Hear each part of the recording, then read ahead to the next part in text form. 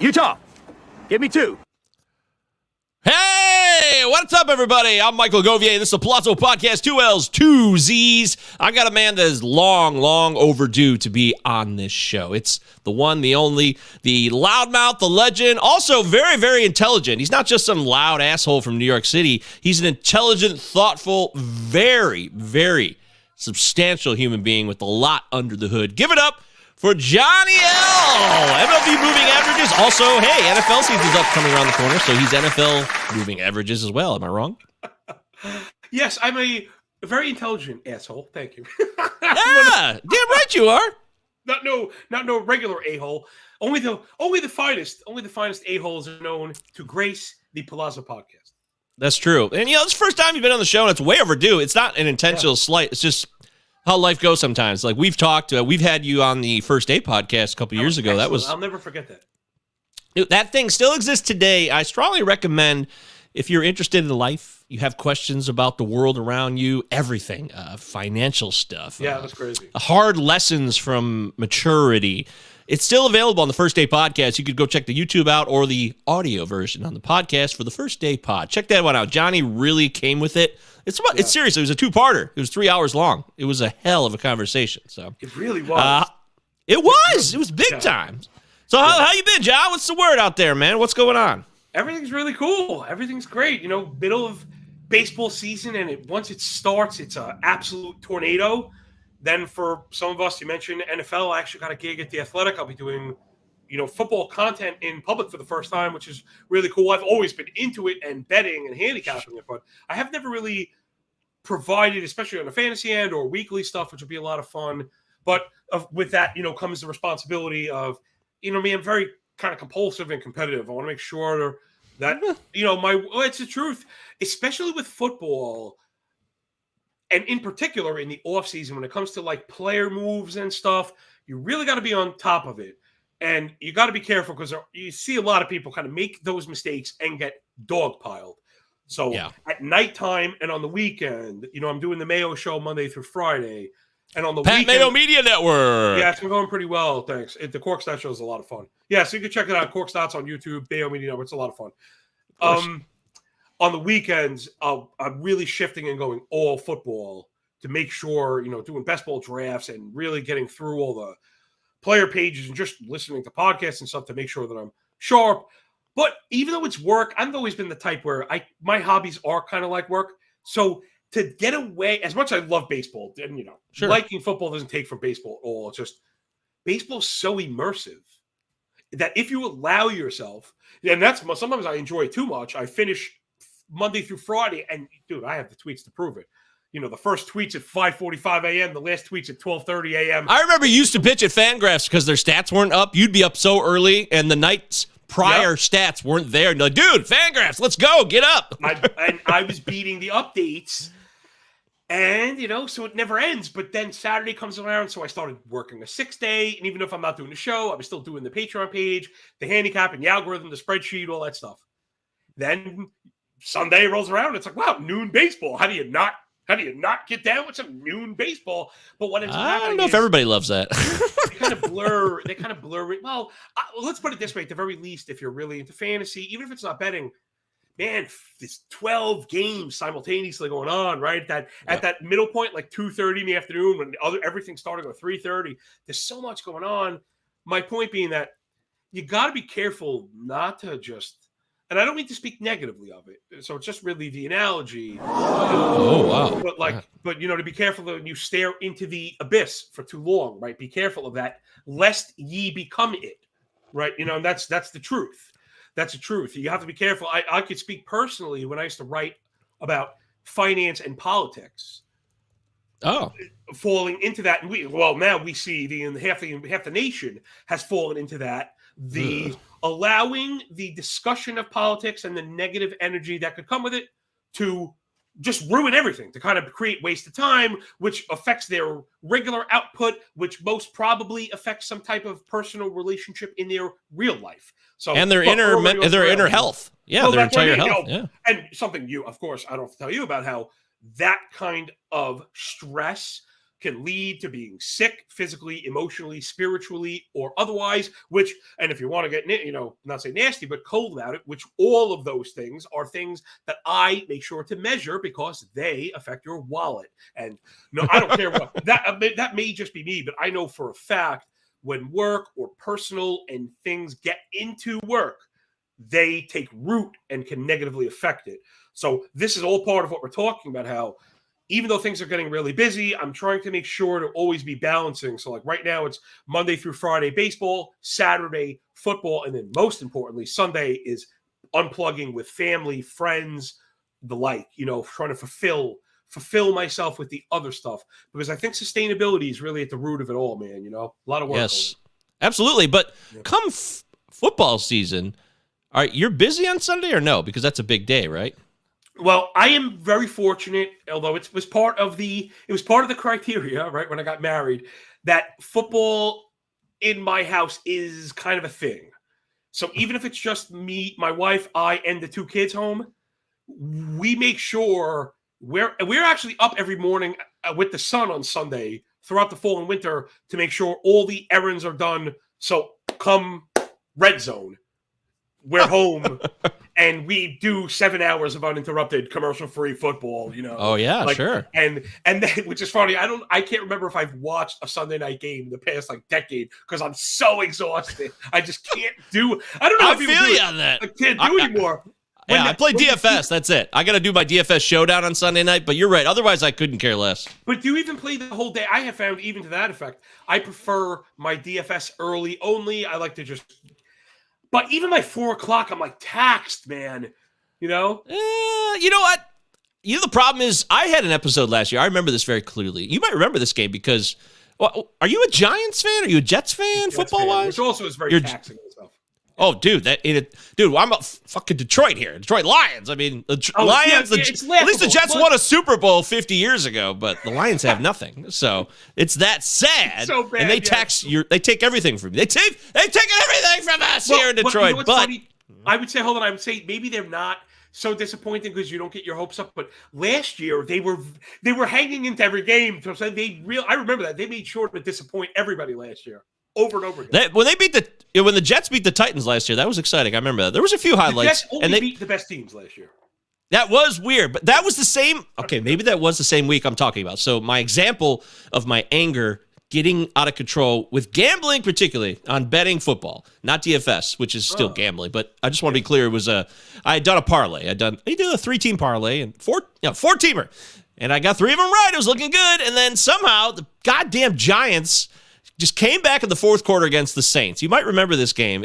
Danny Jones just came alive. It was in New Orleans last year, week 4, and they just took over the game after the Saints had rolled them up. And this was right before Winston got a torn knee and lost for the year.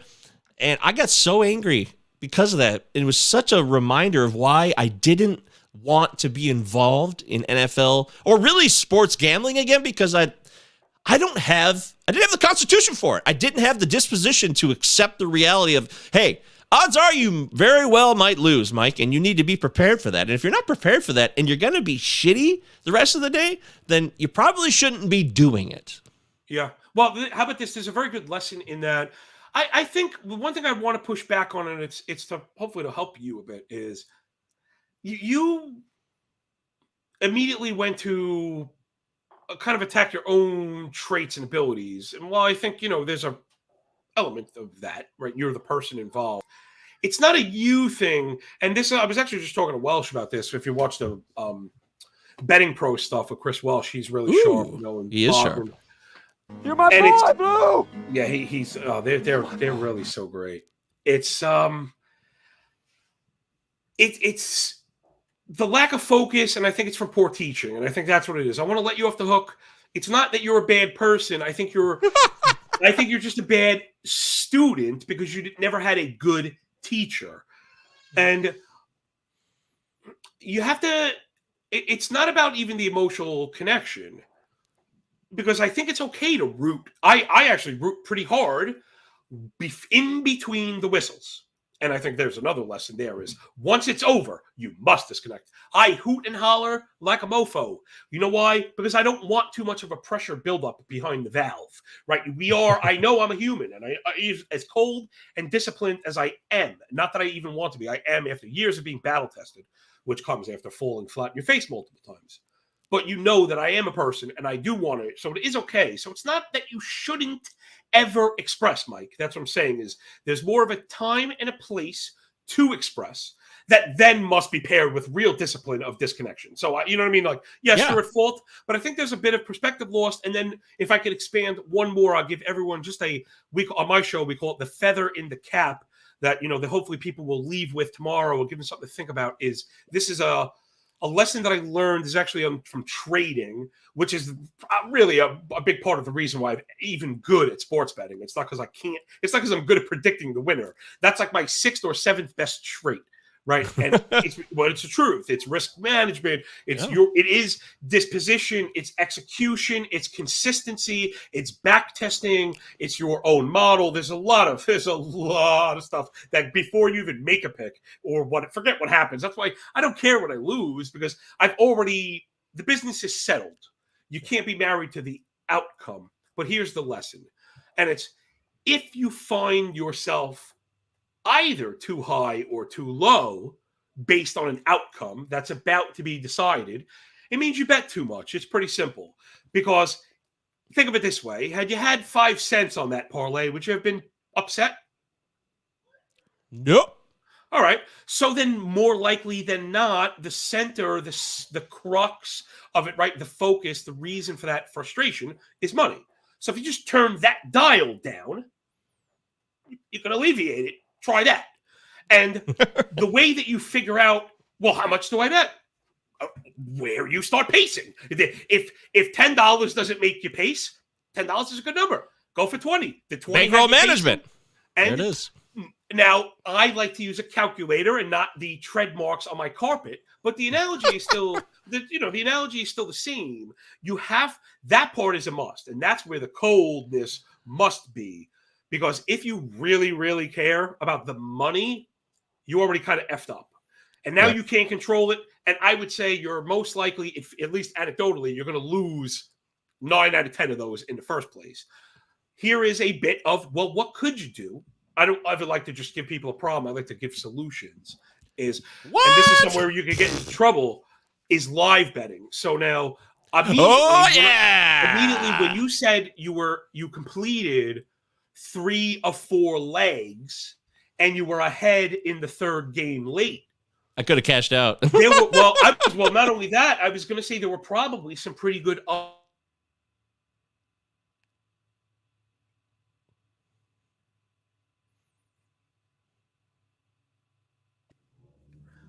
I dropped for a second. Do you got me?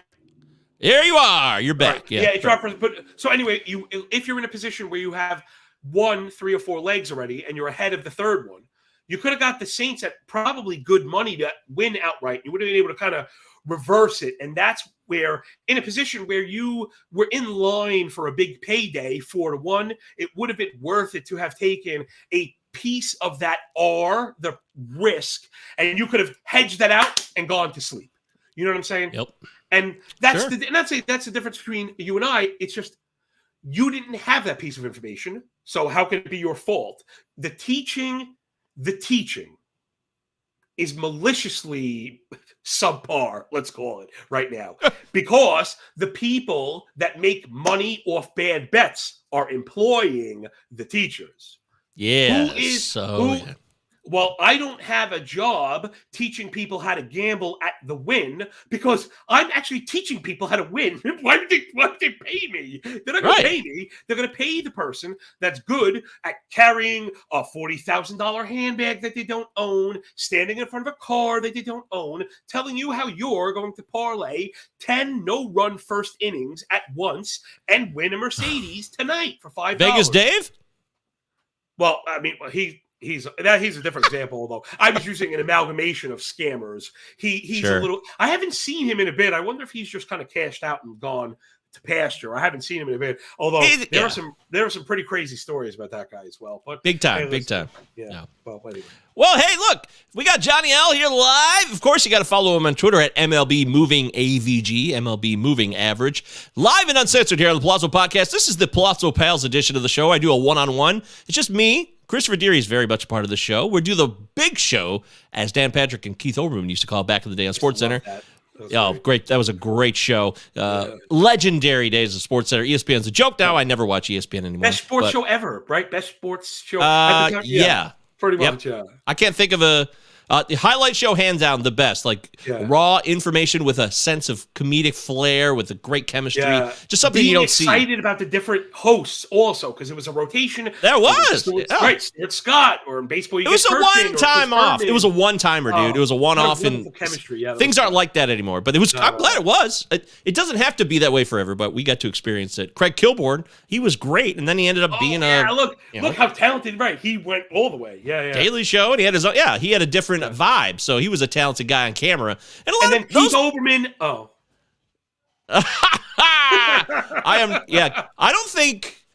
I honestly don't think anyone on either side, which you and I don't do sides, but he's not really likable by anyone anymore. No.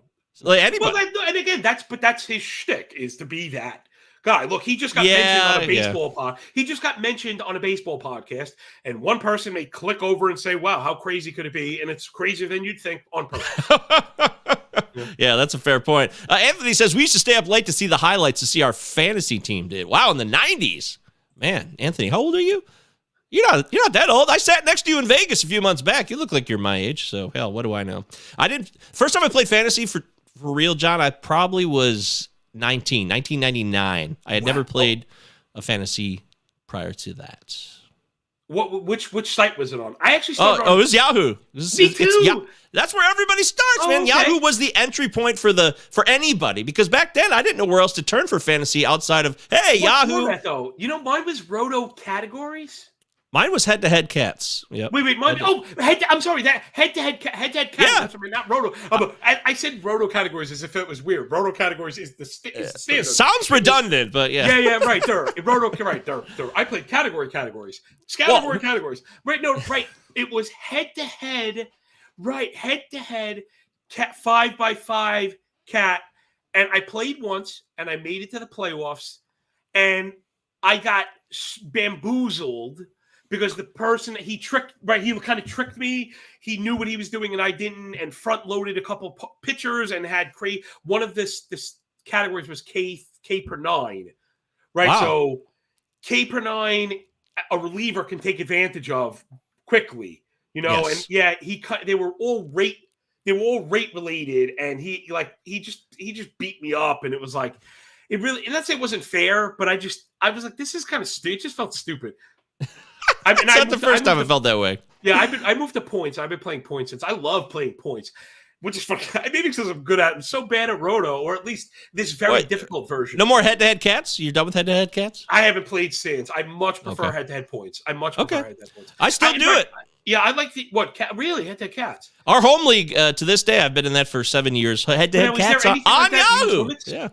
Right. Is there a way to 100 lit player transactions for the year. So you can go crazy during any week, but once you hit 100, you're out. And then the playoffs, there's only one ad per week. Okay, to avoid stuff like that. Okay. Yeah, so playoffs they're even earlier. The playoffs start in early September. Like, they're done. We have 2 weeks of the season that aren't even used.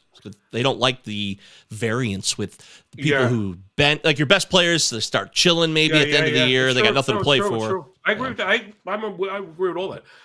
I like points. I'm in actually a very kind of progressively run league because I'm near the helm of it. And we really made it awesome. That we have made some serious improvements to the game.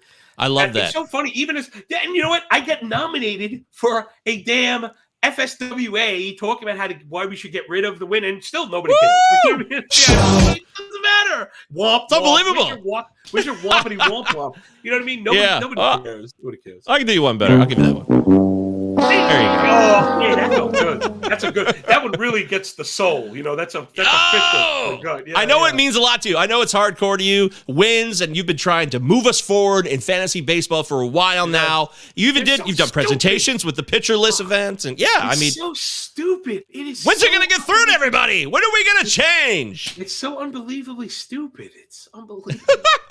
Well, you want to hear some sad news? Chad says James Caan passed away today. So, hey, rest in power. So sad. Went to Michigan State, by the way. Michigan State University. Oh, yeah? I didn't know. Fantastic actor. Really fantastic. Oh, I mean, Godfather, say no more. Yeah, James Caan was a great man, and we hope that he has an enjoyable life. John, is there an afterlife? I like to think so. I do. I don't know. I don't have a definitive answer. And what? You don't have a definitive answer. No, How dare you? I certainly. Well, hey, you'd be surprised how often you get definitive no. I think definitive no's exist more than definitive yeses. But either way, I'm not going to go definitive either. I really do like to believe that, almost like scientific theory, energy is neither created nor destroyed, but transferred. So I think that's where I'm at. That even if there isn't a necessarily like John Laghezza exists in an afterlife, I do believe in transferred energy. Okay. Some people maybe some people think of that as like a soul, so for me, like if I don't know if I think that's where I'm going. Like maybe for some the people, 21 grams, dude. Yeah. Ooh. Well, 21 at once. Wow. Ooh. Yeah. I'll be dead. I'll be dead for sure. I'll be dead for sure. That's why Johnny's here on the Pallazzo Podcast. 2 L's, 2 Z's, of course. Follow us on Twitter. The Discord is free. The Discord is bumping. We're up to 150 members now. If you want to just get free information and learn from the best, we got legitimate people in there that know Dynasty, Fantasy, Redraft. We got it all. We're doing head-to-head. We're doing Roto. We got it all for you. And, of course, if you want to take it up a notch, Patreon starts at $3. But you don't have to. Times are tight. I totally get it. Don't even sweat it. But if you have the option, it's yours. This is John. He's a friend of mine. This is a friend of mine. He's definitely a friend of mine here, Pallazzo Pal here. Friend of ours. That's right, exactly. Anthony's. That one. Oh, I mean, this is a friend of mine. This is a friend of mine. Yeah, Donnie Brasco, love that movie. Double meaning. Anthony says in 19. Forget about it. Forget about it means like 8 things. Anthony says in 1990 I had Roberto Kelly and Kelly Gruber, and they were beasts. Wow. Well, I think I'm. Wow, I'm not that far back. I think me neither. Yeah, I'm 99. Frank Thomas. I think Ryan Braun in the first round might be my first round pick. I'm not Was that sure. before the steroids in the Well, if they took him in the first round, he had to be good. He had to have been good, right? He was good. He was an MVP, and then there was like steroids in a fridge or something. Who the hell knows? It was weird. What's so funny He should have been a Hall of Famer, I feel like. He was that good. He could do it all. He should have been a Hall of Famer, it feels like. But you think that, well, maybe not just the steroids, but the way it got handled, right? It was pretty ugly. Oh, yeah. The mental side of it fucked his life up forever. I really feel that he couldn't go about anywhere because everybody knew his business, and that has a big impact on some of these people. Some people deal with it better than others. Derek Jeter can hit clutch home runs in front of millions of people in a raging pressure-packed situation, and it was no thing to him. Other people, that's not their bag. Chad says, I started in 98. Right when I started, Chad, and won my first championship in 2003 with Kelly Holcomb at quarterback. Oh, we're talking football now. That was the year the Browns went to the playoffs with Kelly Holcomb. I remember that. That was weird. That was bizarre. Then finally, my football first year is Jamal Charles. Whatever Jamal Charles' rookie year was, that was my first one. Oh, man. I remember he won me a title in 2013. He was on fire that year. And then Anthony says, we would look up box scores manually and enter stats in our home league. Wow. Oh, yeah, dude, please. I grew up around it. My dad played Stratomatic. Oh, yeah, that's classic. That's classic for sure. Everybody did this box score thing back in the day because this is how you did it. You had USA Today, and then you had to go through the box scores. I've heard this story by a lot of people. I'm not that far back. No, me neither. But it was not nearly what it is now as far as data-driven accessibility. Yeah, it wasn't at all. Like, I'm thinking back, and it was, home runs and ribbies. Right? Is this true, John? You got in your first auction with them? Yeah, it was great. I think I got off to a pretty good start too. I think I did pretty well for myself. Although, like a lot of my teams, they looked a lot better in March than they're doing right now. Wait. You're supposed to be perfect, okay? You do fantasy baseball analysis for a living. Yeah. Well, one thing I think that's big. It's been fun for me at least. Hopefully, maybe not as much for people follow me, has been, I think is, and this goes back to what we were just talking about with me playing and coming from points leagues. It's a different analysis, probably more of a pure hitter analysis, which is still something I think I'm very good at. I have not been good at figuring out how to put the puzzle together, right? So Roto is so very different because of the disproportionate weighting to unique skills, like steals, which I discard in points. They're worthless. They're not worth anything. You don't care about them. So it's fair to say you struggled. Do you struggle, honestly, with switching to different formats? I have struggled. No, I guess I can't say that because my first move into Roto, I excelled. I won every public league I played in, 12 teams. Oh. But when I made the move to 15-team NFBC, the floor is the same color as my face, and they're both very greasy right now. I mean, and it is what it is. I wear it very proudly because I have been taking all these lumps in public, and it's not easy to do that. As I'm being very honest with people, like I did this whole series for Mayo in the preseason.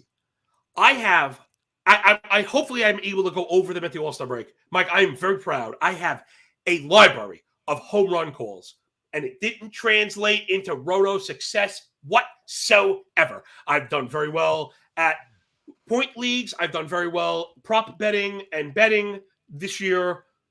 And Roto, nope, because the overlap is not the same. And I can give you one more. Even in my most terrible teams, I'm a 50-point pitching guy, even in tough NFBC leagues.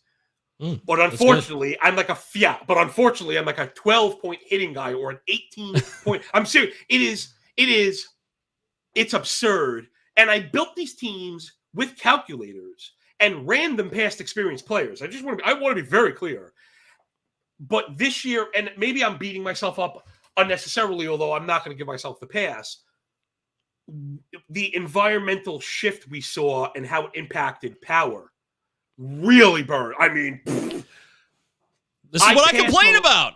Well, I passed on a lot of the big power up front because you thought you'd get it later. Thinking you'd get it later. The depth was there, you thought. I didn't. The problem is I didn't ignore it. I had all my eggs in the Mitch Haniger basket, and that basket That's a fluke. You can't do anything about an injury. That happens. Yeah, but other people are drafting, and guys like Rob. Listen, Rob has injuries. I'm sure he's in first place every damn league he's in because he is exceptionally good at Rob DiPietro.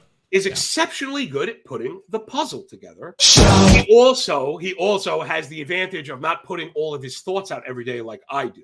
Right. I mean, and again, that's my own fault. It's not to blame anybody, but facts are right. We should be honest with all of our data points. But I understand that I have a failing in building the rosters. So I always strive to get better. Something you and I always speak about. Really, it feels like. So I tried to find a partner. Now here I am. Right, fantasy baseball. Ooh. A lot of work. A lot of successful teams have two people in them. I hate to be boastful, but goddamn, people pay me for pitching analysis. I don't want to be. It's okay for me to be confident in it. That's what I talked about in my video recently, man. You have skills. You have to be an advocate for them. That's okay. It doesn't mean you're cocky or arrogant. Just be real about what you can offer. Those skills are a very good overlap from my professional handicapping work. The starting pitcher is the starting pitcher in fantasy and in betting. So it shouldn't come as a surprise that I am specialized. I don't want to say an expert. I'm specialized in this. However, you are. When it comes to individual fantasy hitting, I don't really do that work. I'm dealing with team statistics and team trends more than individual hitters and usage patterns. So there is the first bit of disconnect. And then the knockout blow for me is that it takes a special hand in managing these things, right?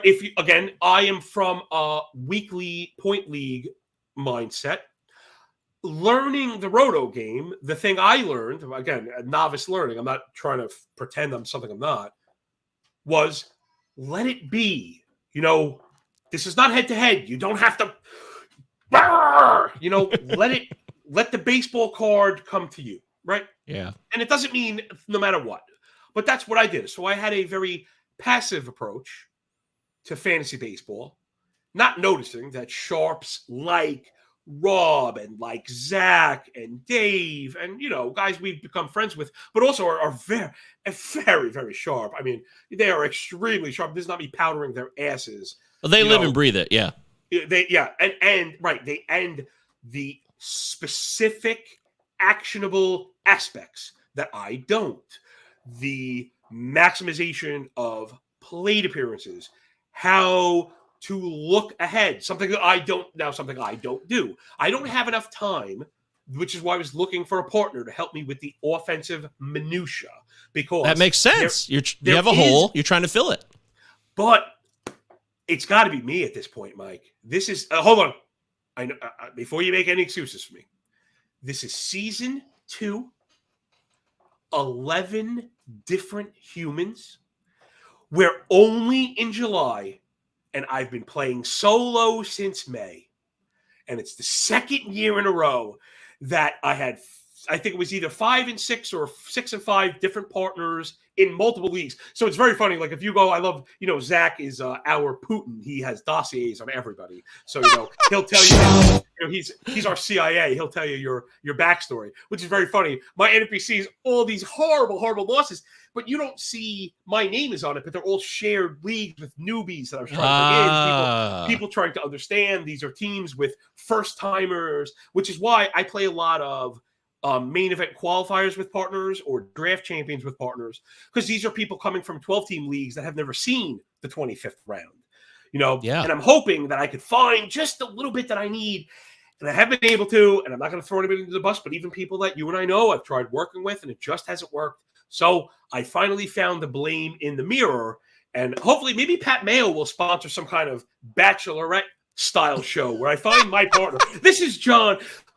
Loving fantasy analyst seeks. I seek partner, and every week I'll be giving away a spreadsheet. Now the hell you say, Mike, you do receive a spreadsheet this week, and you could stay, but damn it, I haven't been able to figure it out. And again, I'm most points in my home point league. Again, I don't know. I'm hoping now that I've been getting more into DFS and kind of prop playing that it'll help me more with my fantasy play. I have noticed one thing. Doing again, if I could plug my own thing, I do the show for Mayo Monday through Friday. Please. It's a 25-minute show. So and obviously I'm fast hitting. I squeeze 5 pounds of shit into that 3-pound box every day. Always have. But yeah, we always have. But we also do have a producer there, and he cuts it into pieces. So we do DFS, fantasy, and betting. Now I do try and tie theory and application analysis throughout. But if you were just looking for the fantasy stuff, it's literally 5 minutes a day. And I even have custom graphics and stuff that has made me a much better player, even in these highly competitive leagues. So now where, Mike, I got out to a bad start and was in 10, 11, 12th, those leagues are all in 4th, 5th, and 6th, which 4th, 5th, and 6th at the All-Star break, I don't want to say it's first. But unless you're in first and I mean, a mile ahead. To me, first is third is fourth. You're 1 week away from or 2 weeks away from all of that. I agree with that. Yeah. Yeah. Listen, I'd rather be in 5th coming from 10th than 5th coming from first. You know what I'm saying? Like my trajectory. Sure. Players getting healthy, right? Like Teoscar Hernandez, right? He was on a lot of 15th place teams in the first month. Now it's good to have Teoscar Hernandez. And I'm sure there are players in the other direction, right? You had players that played out over their skis that now are normalizing. That Brandon Drury. Well, he's been actually really good. But anyway, but it's not going to last. That party's over. See, you know what? He was with my Yankees when he. Oh, you were the first to say this. I'll give you full credit. You said that Cincinnati's ballpark is the most friendliest offensive environment now. It's not Coors anymore. Coors is out. It's Coors. Yeah. I take said Cincinnati over Coors because it's more home run friendly. Yeah. And we've seen, oh my God, Hunter Green, look at it's insane. So if Brandon Drury doesn't go anywhere, then your contention would probably be that. It's you know what, you added I'm like Mr. Nuance, and that was a really good addition because it is the truth. And I do feel very strongly about Drury and him being a stick for the rest of the year. If he were to get moved, you have to probably reconsider that. Yeah, I would agree. I would totally agree with that. Because he fits the profile. A guy, a journeyman who's hot right now, could be sold for parts in a team that's going nowhere. I'm just saying, something to think about. So, and you've always got to be prepared for that. There's several eventualities always in play for all types of different players, and that's one example of that. But I respect that you're always honest about how things are going. You and I have always been, not that people are in denial, but not everybody out here is willing to tell you when they suck or when they make the wrong call. I'll wear it proudly because I want people to know that I'm just like you. I'm just a regular human being. There's no superpower that puts me in front of a camera or that allows me to speak openly to the public. Mike, I've actually heard from some very sharp people. You pretty much, I guess, would be the opposite. Although I am very good at taking L's. I heard you're quite the player, actually, and I've heard most people say and you might not. They always have to feel like they have to preface it, right? You might not know it from some of the shtick, let's say, but I've heard I've actually been told you're quite the player, surprising both at the draft room and in season. That's that's for real. I mean that. I've heard that. I appreciate that. And you hear the opposite about me. Man, he's really smart, but I don't know. Again, listen, I just didn't know how to manage the damn things. I kept, I'd run guys that were healthy out there just because they were healthy. Like if you didn't have the box, because I didn't have enough time to set my lineup. So, all right, Cole Calhoun is healthy, he plays, but the guy's batting 100 over the past 5 weeks or something. Exactly. Co-management is something I find fascinating because that's what you're doing. You are doing that. And I only have one team. Yeah, well, not even. But you've been trying. In your eternal dance. Dance to find the perfect partner in the spreadsheet of eternity. I got to tell you that the only one I do is the tag team league I'm in, which you have done the broadcast of. You've done the draft. Yeah, so you know this league because you've been like the analyst. You're like the Howard Cosell or the or whatever you want to call it. Jimmy the Greek, his career kind of fell apart, so that's not really relevant. Both of those guys have pretty bad endings, but it's okay. They got your point. Oh, yeah, I forgot. Oh, Howard. God damn it. Howard had a Hall of Fame career, and then he fucked up. What an idiot. God. I mean, him and Muhammad Ali were best friends, so that's a whole other can of worms, I guess, that we could leave to other people to dissect. But my point being is that you know the tag team league well. It's run by Matty Davis, Matty Wood. Shout out to him from FTN Network. And I got to tell you, I'm a fan of it, but I don't love co-management otherwise. But my partner's Eric Cross, and we're way ahead right now. We're like 20 points ahead in first. So you're talking about, unless you're way ahead, this is the only league where we're blowing them out of the water. We're just killing it. We got like 127 points, and the next closest team has 101. Like, what really went right for you? Could I ask? Well, it's undeniable that we, like many others, are big, big benefactors of the John Bertie experience. Thank you, John Bertie, because we went from second to last in steals to fourth in steals because of him. Oh, wow. And that's a big one. That's huge. But you had to succeed at the draft. You have Aaron Judge or like a Julio Rodriguez or something like that? Well, the thing was, we waited on pitching, but we took guys that were worth waiting on that some people were like, well, I don't know, is he going to do that again? Like Logan Webb was our first pitcher off the board, and that was in the 50s or maybe around the 60th pick. I remember that. And he's been that guy who we saw last year. He's very reliable. And at this point, we're at 129.5 points. The next closest is John Fish. And whoever the hell John Fish's partner is, I still don't know who Fish's partner is in this league. It's a friend. But they're at 107. Ah, it's a secret friend. Okay. But I guess you're right. The draft went really well. And just the John Bertie thing to me is it might possibly lock up the title because you could have a lead. We had a lead last year, John, and we blew it. It fell apart. We ended up finishing in third place. It was very, very, very disappointing for us. Did you feel like, was it what I said before, you kind of rested on your laurels, players that maybe you were running out there too long? Or sometimes, listen, it just has to happen. It's just not in the cards.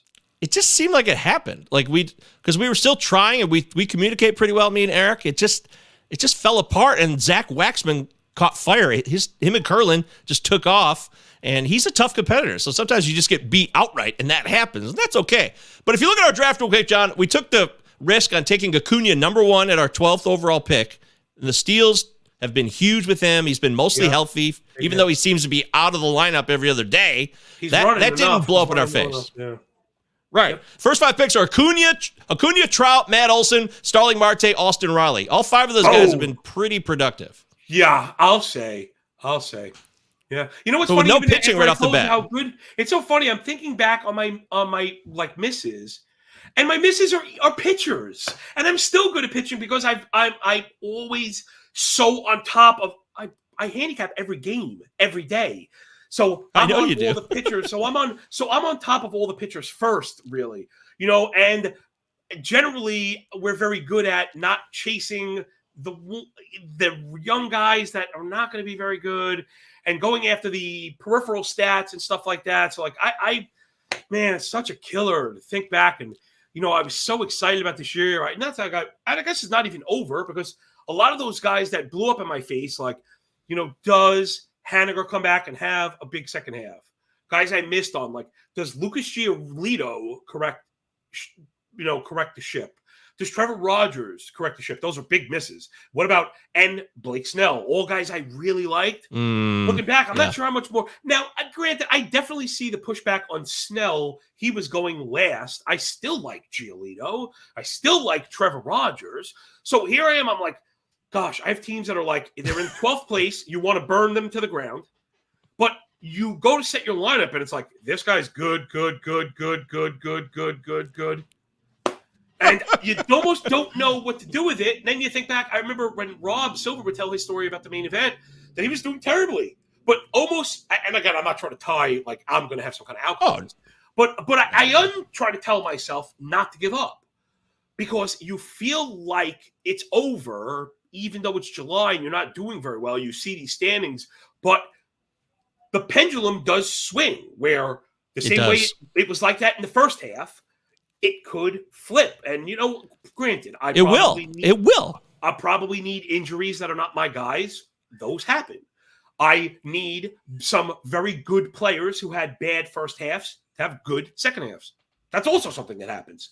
So that is true. I'm not trying to say that this season is over for me. I know I made it sound like that. In my draft, I mean, there are draft champions teams. I don't know if people are unfamiliar. Draft champions teams you can't add to, right? The 50-round door. It's a 50-round drafting hole, do or die. There are those teams that burn. Some of those teams crash and burn. It just happens, I guess. Like you miss on closes or whatever. I want to mention something, but I'm going to mention it momentarily. But I want to show you real quick. So if you look at our draft board, going back to meet Eric Cross, we scored huge on Tony Gonsolin in the 21st round. Who's been the NL leader in ERA. That's huge. Yeah.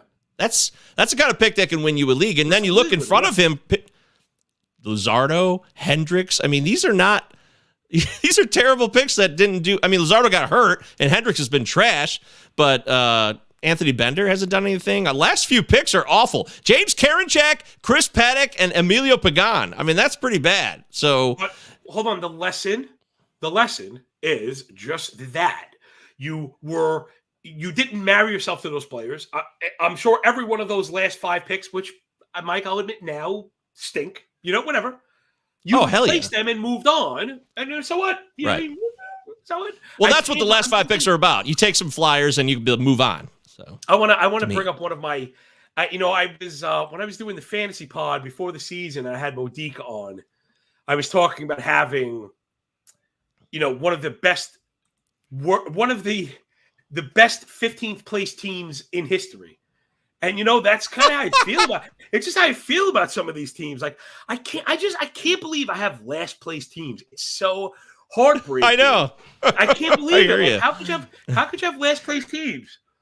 Here, listen, and this is look, I'm looking at it right now. It just doesn't sound like it should be that bad. Like the offense, Varsho, Stasi, Javier Baez, O'Neal Cruz, Josh Rojas, Mike Trout, Riley Green, Yadi Hernandez, Trey Mancini, G-Man Choi, Luis Arias, Eugenio Suarez, Mitch Haniger is on the bench, but Tyler Naquin, and that doesn't really sound like a last place team. but it's a dead last. So I'm in this like weird turning point, tipping point where it's like either I'm way too high on my own skills and I need to come take myself down a peg, and these are not good players, or it was just a perfect storm of sucking, or maybe this turns around, or like, there's some injuries there. There's a few injuries in those players. Oh yeah, I've had quite I feel like everyone deals with injuries, but I also feel like, gosh, they find me. You can have injuries, and then there are like targeted injury clusters that sink the boat. And it's just a killer. All right, here's a big one for me. A big reason why I have teams that should be very good and are not. Brandon Lau and Jonathan India. Like, we went back to back to grab my middle infielders, and I got nothing. I got nothing. Those are great players. I like both those players. Their talents are worth. They're doing nothing. Yeah. You know, there's nothing you can do about that. So if I have Lowe, India, Haniger combos on so many teams that are just rotting, sitting next to Liam Hendricks, who's on the shelf, and your heart just breaks. You know, it's funny. This is for Anthony in there. If anyone does not follow Anthony, I know he's not like a content producer per se. His stuff is he's awesome. Great though. And I absolutely suggest you go back to the appearance he did on Draft Champions Network with Zach and the boys. Yeah, I guess it's really Rick Poundstone's podcast, but anyway, Anthony spoke in detail about this in a way that I'm not able to because I have neither the experience or the track record that he does. But it was to this point that we're at. Because here I am, Mr. Cold Emotion, and it's the truth. I don't want to say I don't care. It's for me. I care about me. You know what I mean? Like, I was like Drago. Yeah, I went from, fight for me. That whole, like, it's not like this, I need to win and the money. This is purely an individual competitive with me in the mirror. I don't care about any of the boasting or the bluster. I don't care about any of that. It means nothing to me. Sure. And if I decided to not care, I could just go fly a kite and start playing Marble Run if I wanted to. But I really want to get better at this. And his info that day, like, man, like alien. And I couldn't get it off. And now it's just it's a part of me. And until it comes out either my stomach or the back end, I'm going to keep applying it. And we'll see how it goes. So I'm with it. His whole thing was to do just that. He had just said, good players are going to be good. Bad players will end up being bad. You got to let it happen. But it's like, oh my gosh. Like, you got to let go too. Part of it is the skillful art of saying goodbye to a player is something that not everybody masters. Some people luck into, frankly. They don't have the art. They're just like, well, they dropped a guy at the right time and it worked out. Or they picked up a guy at the right time.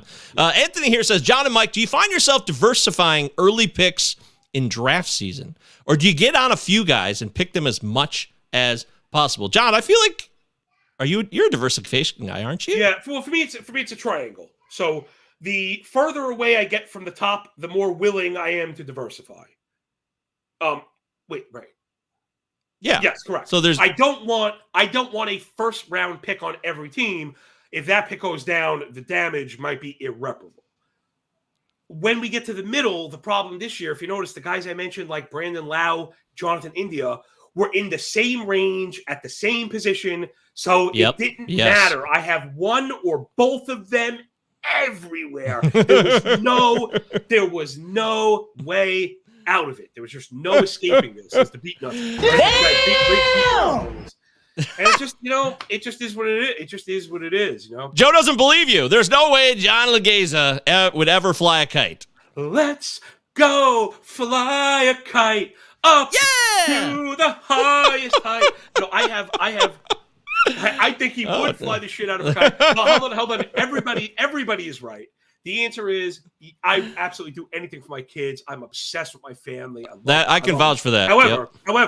However, we're city people through and through, and it's a parachute kite. So it's like a beginner's kite that any monkey could fly. It's not like a kite that you need to know anything about. It is the equivalent of somebody put a string on a really nice shopping bag and you just fly it in the wind. Like seriously, any bit of wind takes this thing up in the air. There's plenty of garbage in New York City floating around. You can make plenty of kites. And the amazement of a kid watching that, It's anyway. So Hey, somebody made a movie out of that. It was a whole garbage bag floating on camera. They made a movie about that in 1999. It wasn't about the garbage bag, but it's a good movie. Right, yeah. American Booty? I still like it.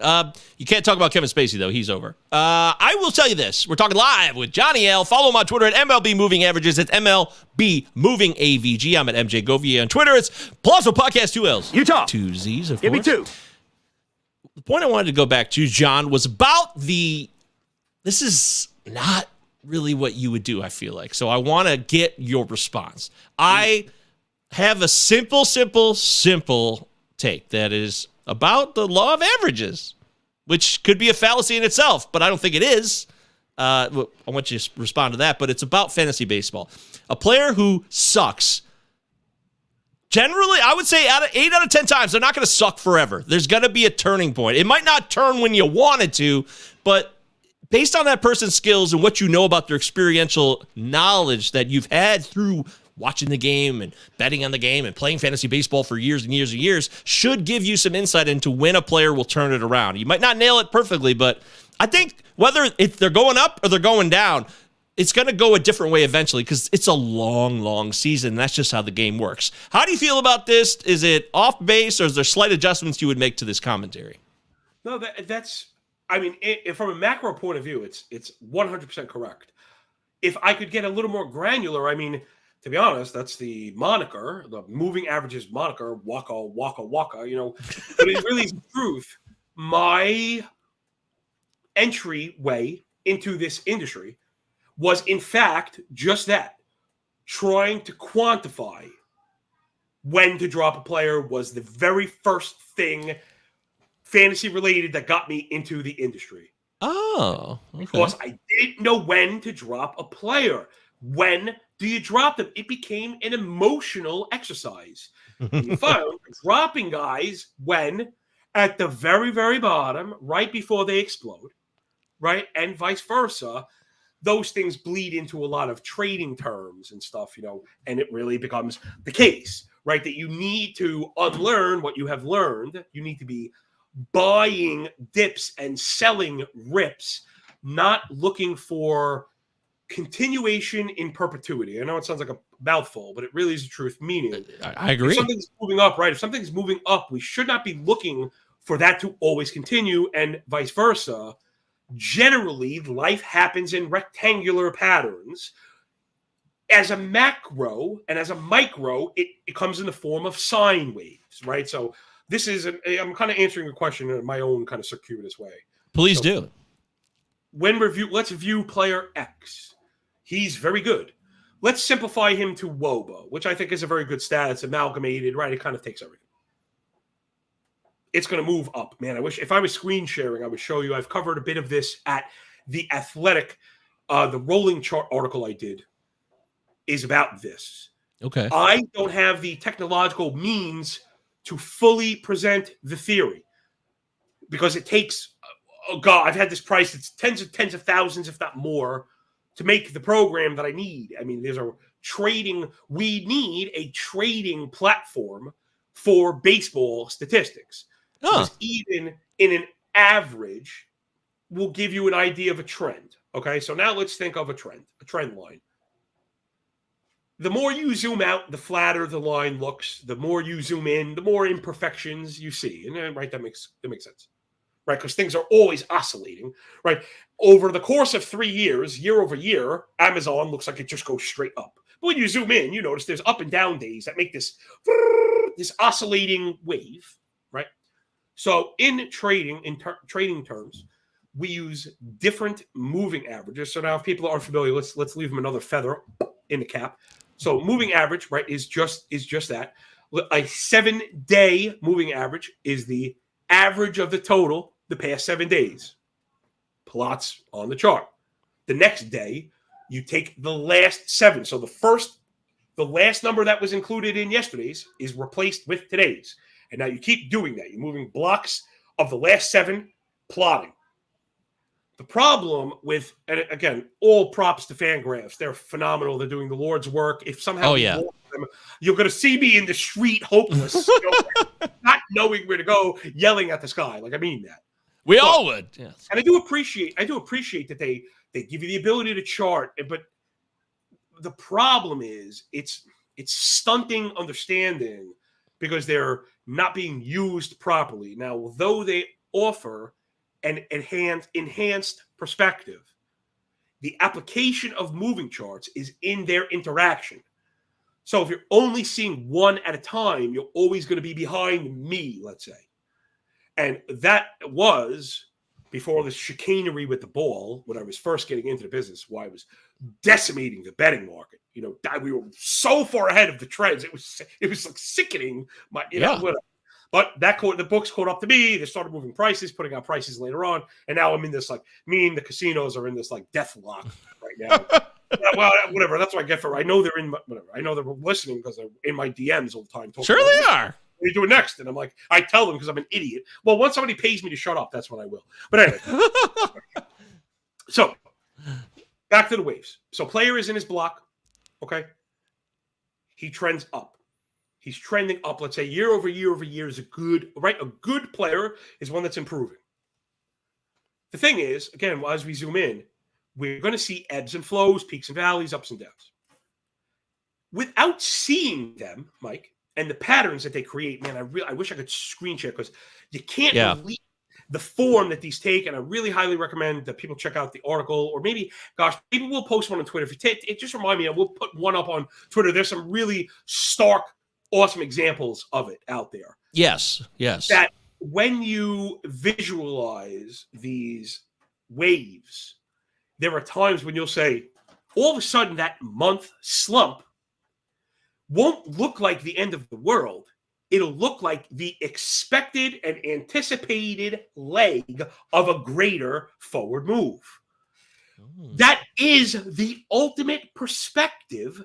That it's the answer to what we're looking for, is quantifying the downslide inherent. That's the inherent and inevitable downsides within these greater patterns. For every player. Where the moving averages come from. And this has been my counter. Hopefully I'm going to be covering this in the offseason. It's too in-depth right now. Sure. But it's been, I love Johnny Anderson at Rotoball. He does really good work. He has a fantastic free tool for people. It's just otherworldly how helpful. Oh, I keep hearing his name a lot. I don't know him as well. Listen, I know his Twitter stuff pisses some people off. The work is so good. I don't care what he's talking about. He has right now the preeminent fantasy baseball tool is on John Anderson's Twitter page for free. Okay. Wow. That is a fact of the matter. It is the preeminent tool right now because where Chamberlain's board is phenomenal, Alex will admit he only updates it with pitcher rotations. So it's 5 days or so. Johnny's is granular with offense. It's lightning quick and updated every day pretty much. It's phenomenal. Pitching splits, individual pitchers, and time sorting these things. It is just out of control. It's otherworldly. Now, So now again, he's a data scientist. I've had him on my show. I've been on his show. He's probably 2 or 3 orders of magnitude smarter than I am. Now, I've also made my bones in this world going right up to the smartest people and disagreeing with them when I think I have a valid argument. I'm not afraid. I will not be bullied, browbeaten. I don't care how many IQ points you have on me. Mine, admittedly, is probably lower than some people's favorite sexual position. But anyway, the fact is this. I thought that I had something, right? So you kind of go after it. And the crossing, so again, the interaction of these waves that right now is not available anywhere. I've paid for a prototype that I'm not allowed contractually to even show people, which is stupid. Now I'm begging them. I'm like, you want me to promote this thing that I'm not allowed to show people. But anyway, if you're listening out there, idiot, please let me publicize this stuff. But the idea being, you can be on crossing waves that will contradict the idea of hot, and that's why I mentioned Johnny. Johnny has done some extensive work trying to buck the idea of hot players, right? That hot is a thing. The problem with him and Samulski have been going head to head on this. Very interesting. So the problem with, and not John, because he really is very smart. He's very understanding. He's very malleable. He's a very smart guy. The problem with data scientists is, right, when they say when your only tool is a hammer, every problem looks like a nail. apply that with a calculator for data scientists. You know what I mean? Like everything is something that can be figured out. How many milligrams of chicken nuggets should I give the kid? Well, sometimes it's not. You get a handful and you throw it in the air fryer. Sometimes that's the answer to life. That it's not all granular, because sometimes you zoom in so much, you miss the entire picture. The entire thing becomes blurred. So the beef was, John was trying to define hot as like last 7 or last 14. The problem with that, and this is where this goes again in my, circumventing way, is that when you look at things in terms of waves, a player can be coming off of an objectively strong last 7, meaning, let's say, 800 OPS or better, but I'm not on him because you deemed him hot using a definition that I'm not using. To me, he's not hot. I don't care. Hot to me is not 800 OPS last 7. He lost hot status when his shorter-term WOBA moving average crossed below the longer-term moving average, creating a macro bearish trend, something that no one is talking about. I mean, when I first started, I was getting laughed about. Now it's like, oh, maybe this idiot knows what he's talking about. Yes, maybe this idiot does know what he's talking about. Idiot. But, well, I'm 2 idiots at least rolled in one. But just my kind of idiot, John. I'll say that. So. Right. Mike, you know what I love?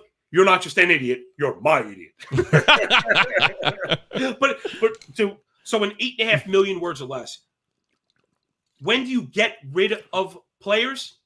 Well, probably you're getting rid of them at the wrong, not you, but probably you're getting rid of them at the wrong time. Yeah. So the answer is, when do you get rid of them? Is after you have properly taken a step back from the general trend and look at this thing. I highly recommend, again, it's my athletic charges. I'm not trying to shill for them. I know some of you. No, hey, look, but it's worth it. Offer something. Yes. Yeah. Listen, even if it's like they do the $1 a month, $2 a month, man. Even if you get them for 1 year and cancel, get a free month and leave. Whatever. I'll be in trouble for that. Whatever. You know what I mean? The information is really important. And that my stuff there, I really take very seriously because people pay, and I feel like if people are paying, they deserve the extra oomph. I take it very seriously too. I'm with you. I know you do. I know you. Mike, your work reeks of effort. It reeks of effort. But Thank you. You know what? In today's day and age, would that be considered an insult, right? Ooh, he works hard. Oh, look at him working hard. Oh. But so that's your answer. Gross me out.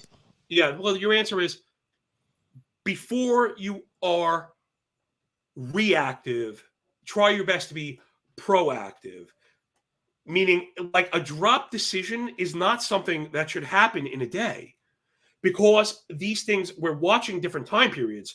You should be thinking a week in ahead, or, because for me, a drop is a very big deal. Well, provided we're not talking about streaming catchers or something, right? A drop is a big deal. There's a player that you invested in time, research, analysis. And like you said, you don't want to have the player you love off your team and now producing for somebody else, giving you the top end of the sine wave. Worst. You paid for that sine wave.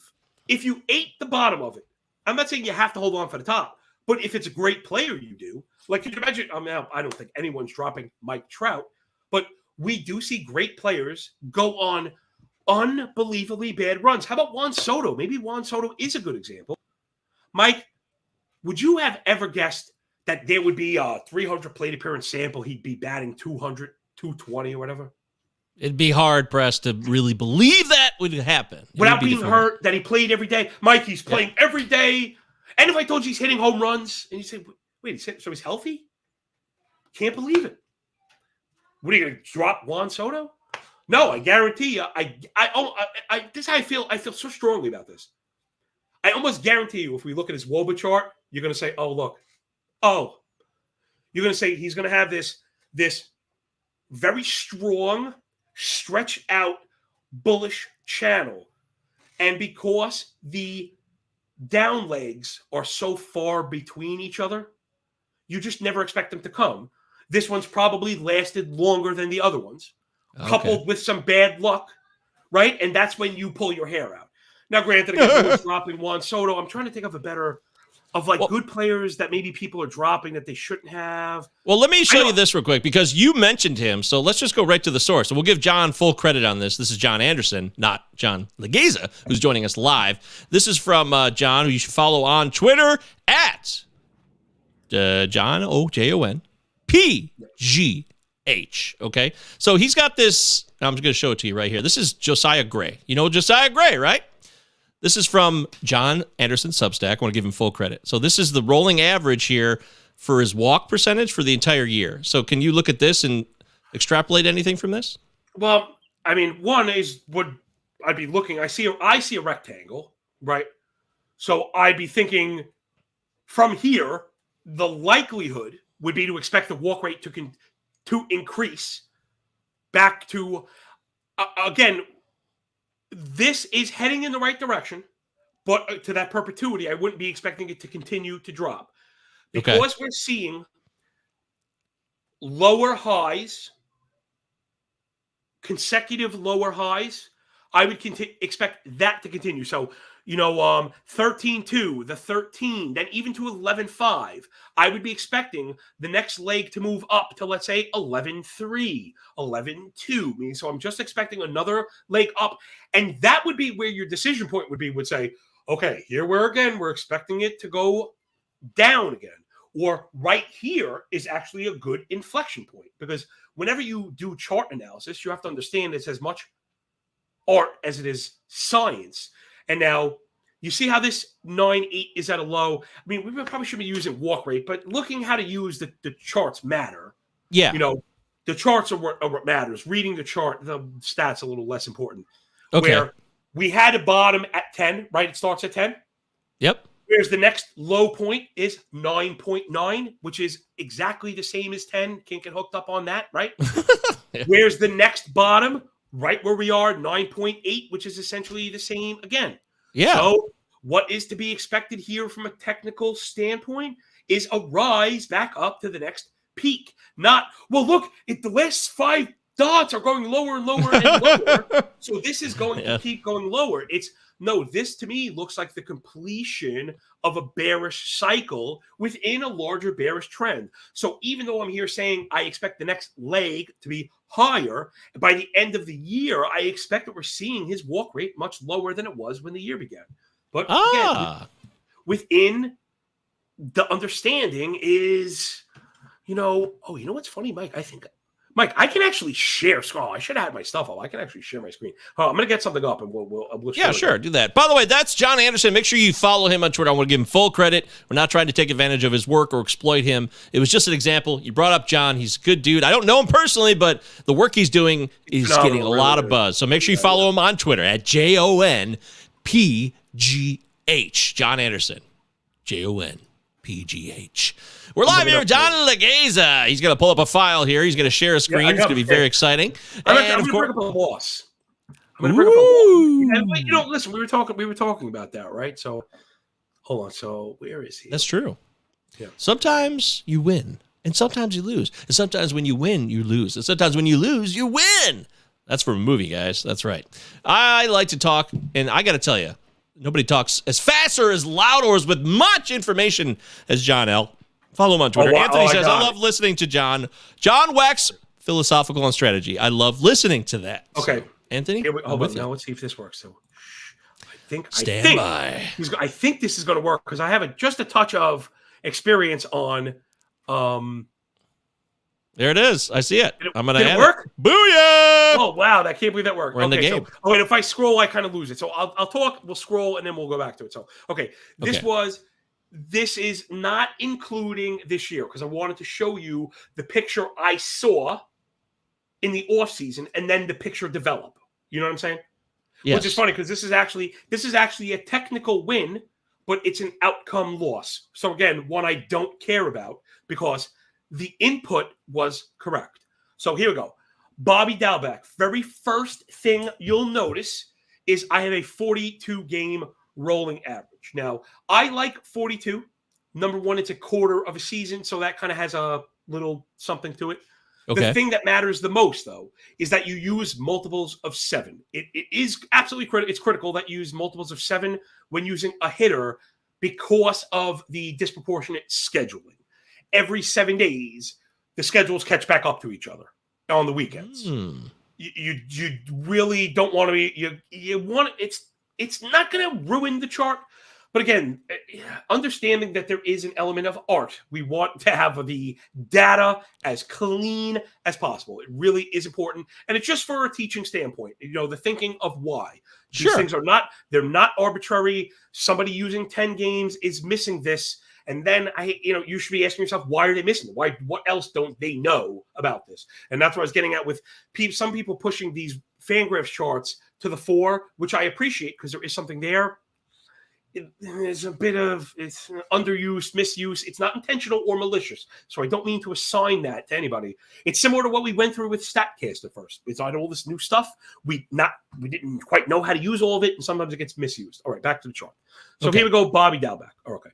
Now, right off the bat, these numbers are not very right as far as zone contact goes. They're not very good. However, the top range of it is at least viable, meaning you can be a power hitter with a 75 to 80% in-zone contact rate. If it's below that, no. So he was at this battleground of losing viability. And again, if you were following Dalbec at the end of the second half last year, he was an absolute monster, right? He was. So he's proof positive that you could be on par with fantasy MVPs with very poor contact rates. Don't listen to people that tell you otherwise. The game is changing. Walks are not that great for fantasy, right? Being aggressive into batted ball quality. Now, again, I'm not trying to gas up Bobby Dalbec just from a theoretical standpoint. So let's look at this. Overall, you'd have to say it looks like a descending bear channel. So we're looking just at the top points. If you were to connect all the top points, it almost makes a pure diagonal, right? The fact that it's descending is bearish, heading down. Yeah. However, when we look at the bottom baseline, okay, descending tops with descending bottoms create a channel. We don't have that here. We have descending tops with a flat bottom. Connect the bottom points. There are 4 almost distinct bottoms to this chart that connect in a line. Okay. A flat bottom with an angled top is a pennant or a flag. Again, how we treat these things, what I was looking for in real time. When you have a pennant, any action inside the pennant is to be expected, whether or not it happens on your watch, it happens according to the needs of your fantasy team, completely irrelevant to the exercise. Okay.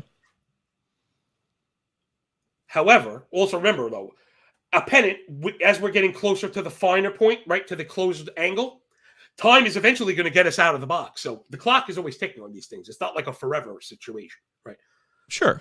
At the end of the year, last year, was very important. We saw a bounce off that bottom. Because again, Mike, here we go. From game 65 to game 140. Oh no, the contact rate. Bobby Dalbec's going to hell in a handbasket. I can't believe this is happening. Now, granted, there were production. I doubt anyone was dropping him. But what if the batted ball luck had gone the other way? You would have been making the wrong move because you were improperly reading this. So I got the bounce off the bottom. Keep the flag in mind. What happened off the bottom? We penetrated that top pennant line, right? That initial line that we drew across the tops got broken to the upside, right? Yes. Now, that is a bullish sign. That's what I based the rolling chart article on. That's what I was screaming about Bobby Dalbec for, on top of the progression we saw. My expectation here was for a breakout to the upside in zone contact.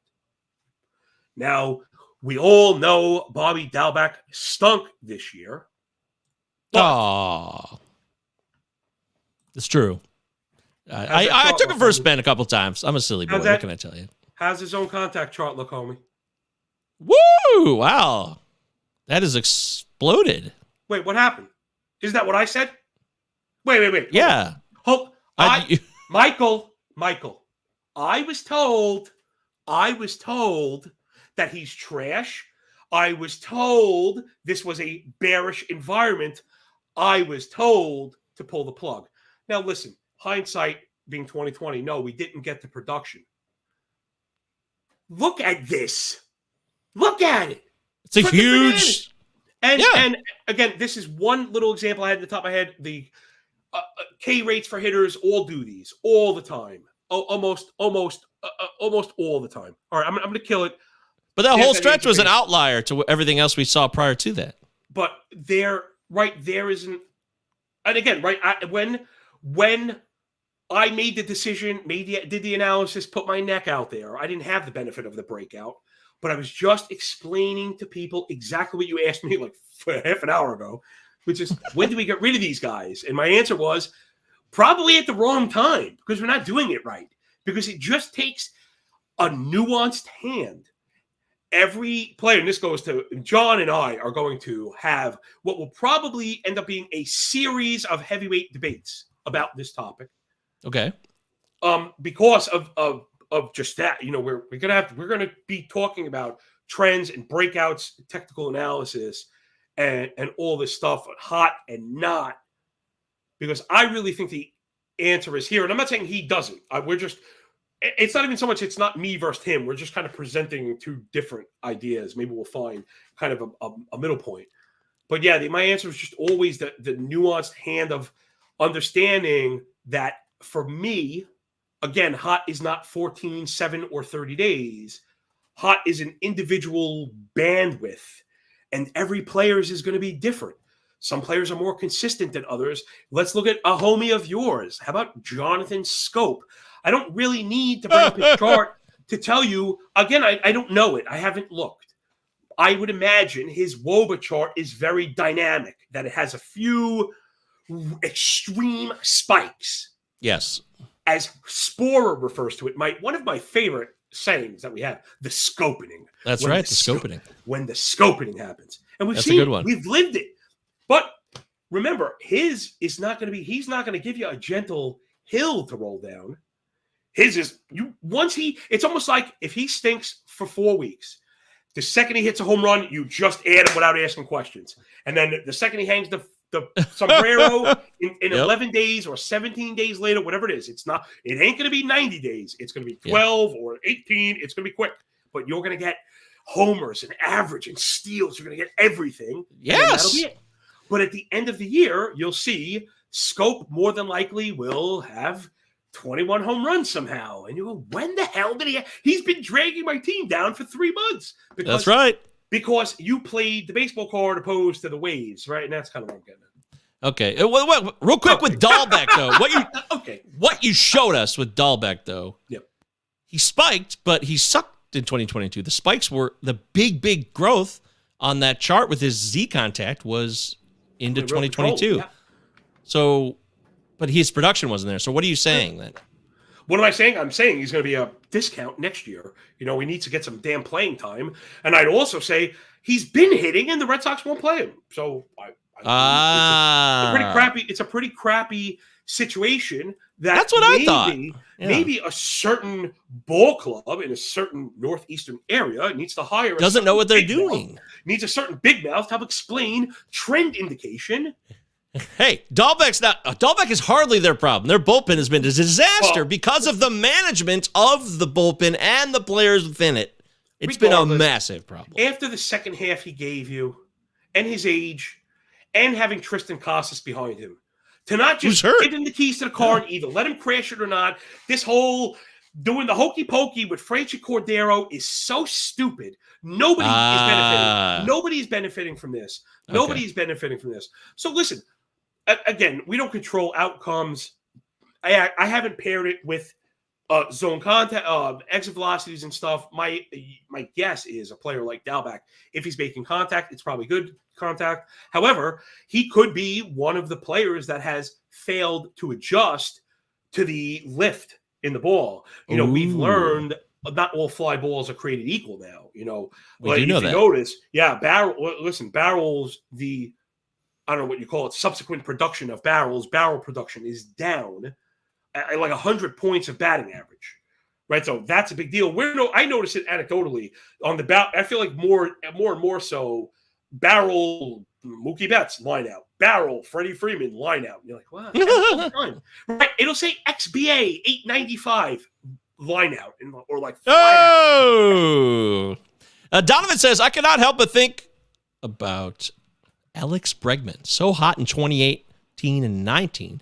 Down year in 2020 for Bregman. COVID, right? Small rebound and injury in 21.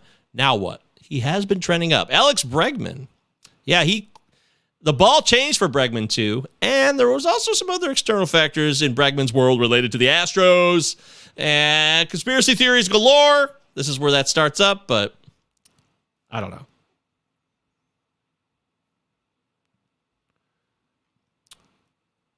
Am I not hearing John, or is that just me, guys? No, that's me. So I'm sorry. Hey, so a lot of the underpinnings for Bregman, I think, still look pretty strong, right? So he's walking more than he's striking out. That's excellent.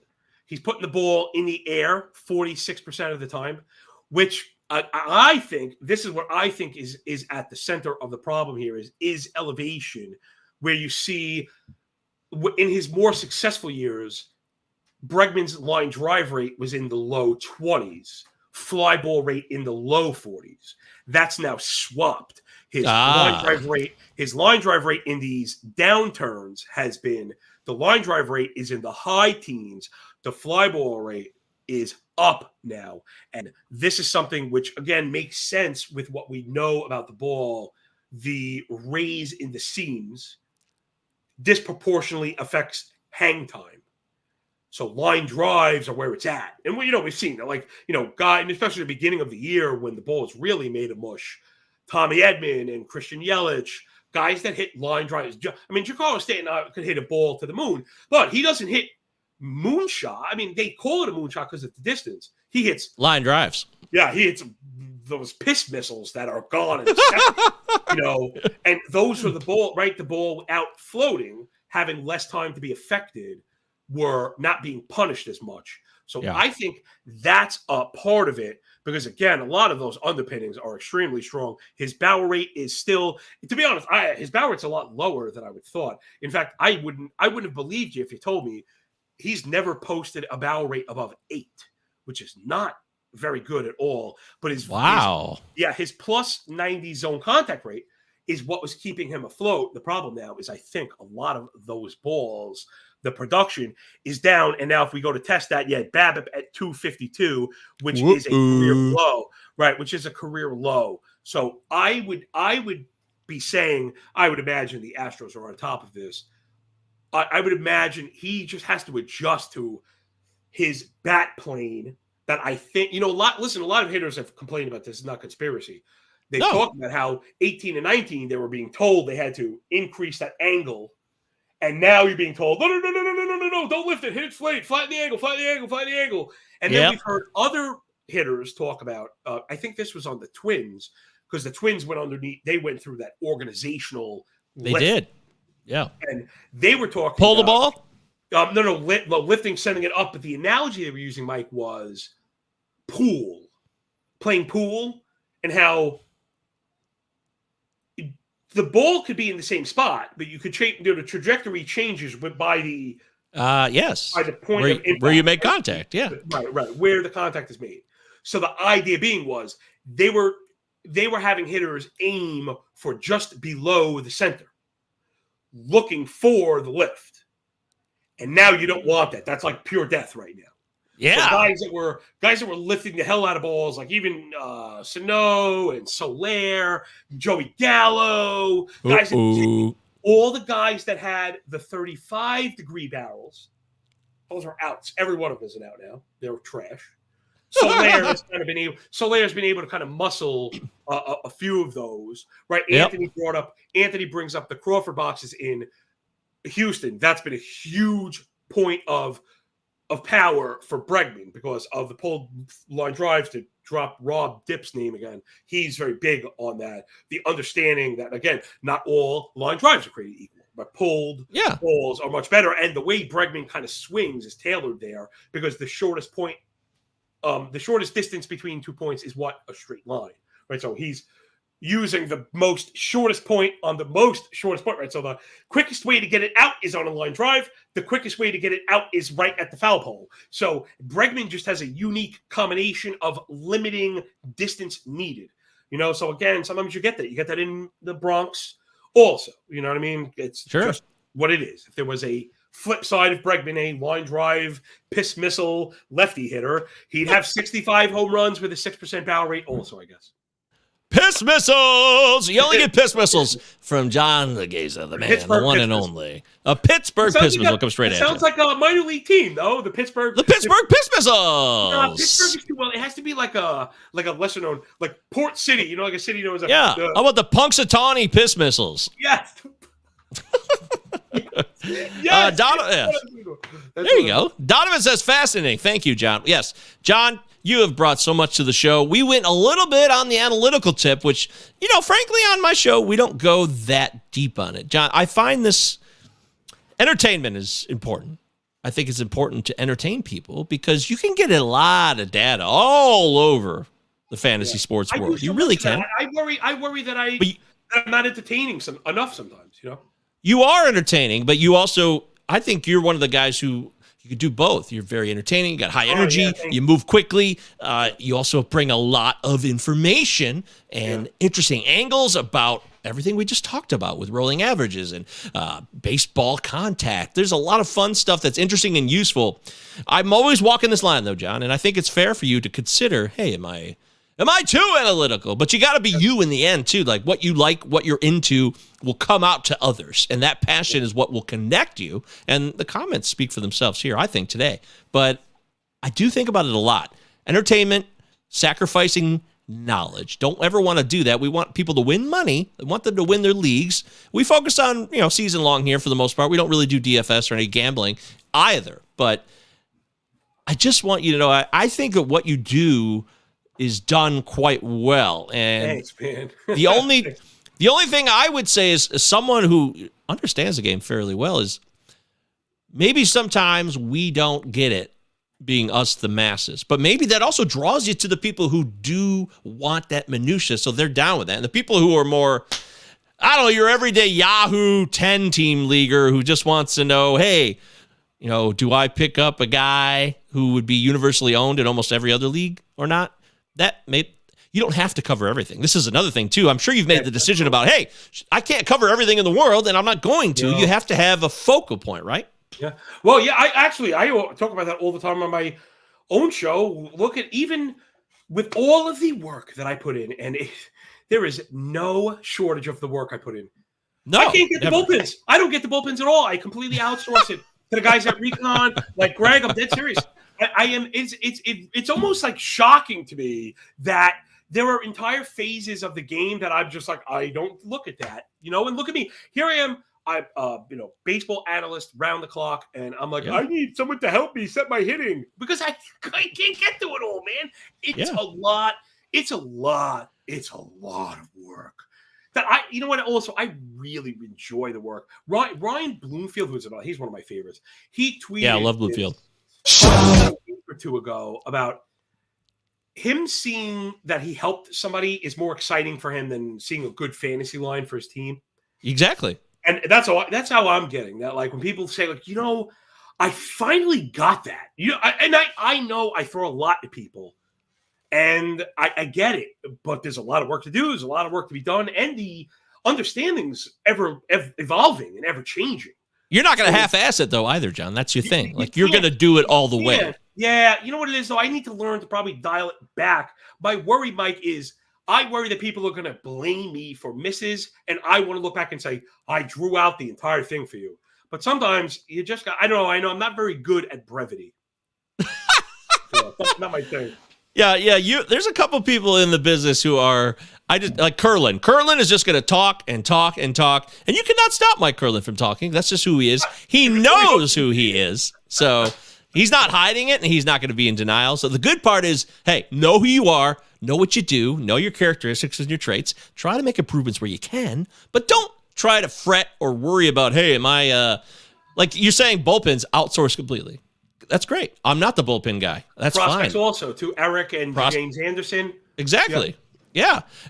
And by the way, on our show, Benjamin Chase is a guy, prospects, you need to know about him. Make sure you follow him, check him out. He's a guy that I just met recently, and I was really impressed by him. Very humble, but also funny and extremely knowledgeable. And I'm always looking for people who deserve to have their profile lifted because they can offer something that people need. So that's what you do, John. Keep doing what you do. I'm so glad John came on the show today.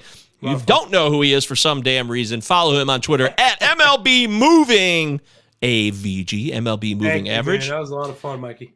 Oh, yeah, I'm so glad we did this. Cork Stats is the show. He's on the Mayo Media Network. He's at The Athletic. Football season's coming up. He does a lot of gambling and betting stuff, so that's all going to be available to you as well. Yep. You're big on you like playing the first five. I see that a lot, right? Generally, although, again, me and the books of that tussle that's going on, they're making it difficult because they're screwing around with the pricing. So it's on purpose. I mean, it was one of the. Oh, you're looking for the advantage. Well, that was the thing. It was one of the last pieces of edge, and the casino figured out that we figured it out, and they kind of made their move, and it's not okay.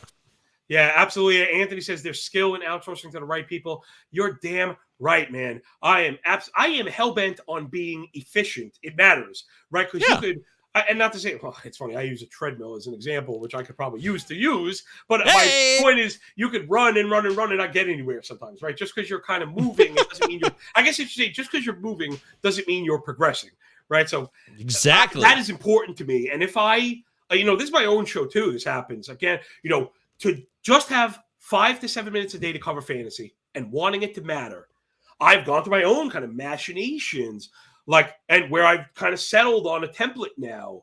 Yeah. I didn't really know what I was going to do. We're going to just do news and notes. That I want to mine the board. That I want to do ads. So, sometimes you've got to be willing to try and fail and then self-audit and be willing to say, the juice was just not worth all that squeezing. So you give it to someone else. And I went to Eric Cross for his delicious fruit. That is my partner. Delicious. It is. Eric's got peaches are delicious. I could eat peaches for hours, and I could eat Eric's peach for hours. So oh my God, that was the soundbite we needed. Hey! All right, thanks everybody for being here on the Pallazzo Podcast. Hey, John L is now my Pallazzo pal. That's right. It's cheesy, it's lame, but that's who I am, and that's okay. All right, thanks for listening. Thanks for watching, everybody. For the Pallazzo Podcast, 2 L's, 2 Z's, I'm Jay Govier, John Laghezza. We'll see you later.